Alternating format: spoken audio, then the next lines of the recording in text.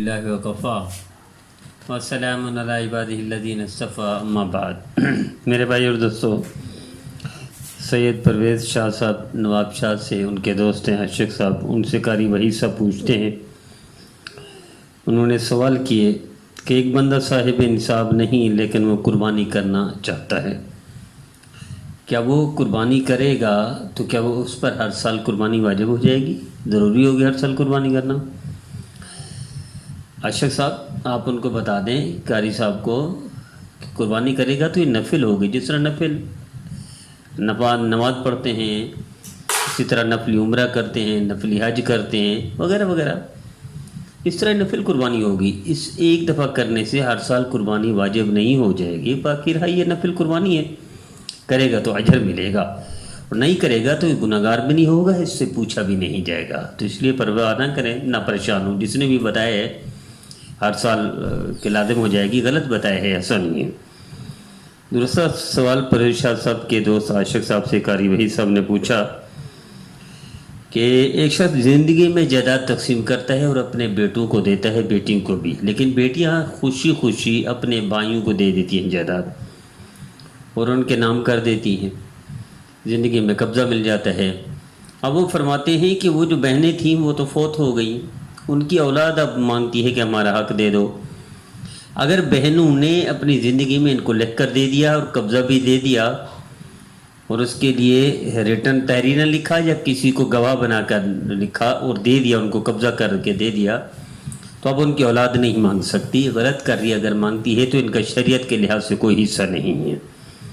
ویسے تعاون کریں یہ ان کے یعنی بانجے ہو گئے، یہ ماموں ہو گئے، وہ بانجے ہو گئے، بانجوں کا تعاون کرے، اگر غریب ہیں تو اجر ملے گا۔ شرعاً ان پر کوئی وہ نہیں ہے، اگر انہوں نے زندگی میں ان کو قبضہ دے دیا تھا، لکھ کر بھی دے دیا تھا، تو اب ان کا حق ختم ہو گیا۔ اسی طرح کہ مسجد کے کمرے، پریشانی آ گئی ہے، مسجد کے اخراجات پورے نہیں ہوتے، چونکہ کرونا ہے، لوگ آتے نہیں، تعاون کرتے نہیں مسجد کے ساتھ،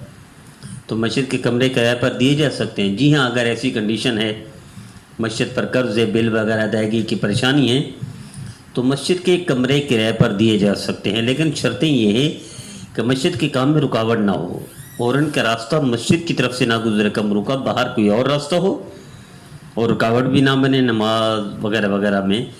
تو یہ کرائے پر مسجد کے کمرے دیے جا سکتے ہیں تاکہ فنڈ اور وہ مسجد اخراجات پورے ہو جاؤں، کوئی حرج نہیں، پورے اخراجات کر سکتے ہیں۔ اسی طرح سوال پوچھا کسی ساتھی نے کہ کمپنی کے مسجد میں فارغ ٹائم ہم مسجد میں سو جاتے ہیں،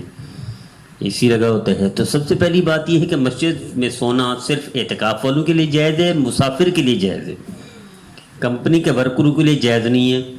لیکن اگر ان کا کوئی اور ٹھکانہ نہیں ہے، مجبوری ہے ان کا مسجد میں جانا اور وہاں لیٹنا، تو ان کے یہ کرنا چاہیے، وضو کریں، نفل پڑھ لیں 2 یا 4،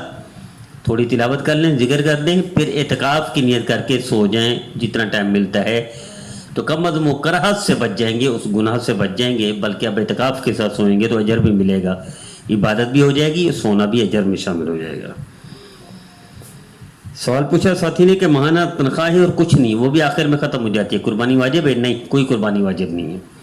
قربانی نہ کرے۔ اسی طرح سوال پوچھا کہ ایک عورت اس کے پاس 10 تولے ہے، قربانی واجب ہو جائے گی؟ جی ہاں، قربانی اس پر واجب ہے، اس کو قربانی کرنی چاہیے، نہیں کرے گی تو گنہگار گار ہو جائے گی۔ جنازے میں سلام سے پہلے لوگ ہاتھ چھوڑتے ہیں، کچھ سلام کے بعد چھوڑتے ہیں، دونوں جائز ہیں۔ سلام سے پہلے ہاتھ چھوڑ دیں، سلام پھیریں، وہ بھی جائز ہے،